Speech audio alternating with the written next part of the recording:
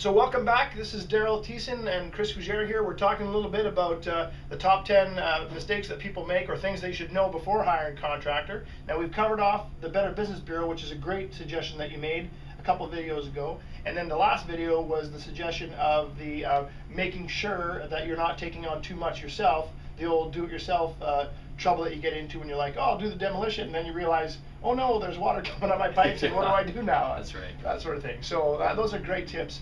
Now moving on to tip number 8, what is that tip that people should know about before hiring a contractor? Choose a plan that's the most cost effective.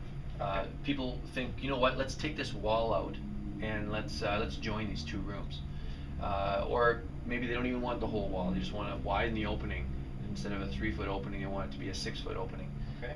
One client of mine, it ended up costing over $1,500 to do that. Wow. And when I priced it all out, because we had to move some electrical, we had to reroute the heating, we had to shift over another door on the other side, and by the time we did all, and then there was structural work too, we needed a permit for that, so they realized, no, it's not worth it. Right. So before you dive into it, cost it out, talk to your contractor, make sure that it's something that you really need. You're right. And if it's worth spending $2,000 on, then do it, because Right. it might be the right thing. That's good. Well, like what you're talking about is, I think that's a really important factor, is that some people get fed up with something and they're just like, I'm going to start this project this weekend. And then Yeah. when they start knocking down the drywall, all of a sudden they realize, uh-oh, there was a plug on the other side of that wall, Yeah. or you know what I mean? Yeah. That kind of stuff. And you're right. I mean, a little bit of advice from a contractor is going to save probably some money, because it's always more expensive to come and clean up someone's half done Yes. mess, right? Like, It is. you know, because you're kind of coming in the middle of things, so now you're the cleanup crew, right? Yes. And there's usually a time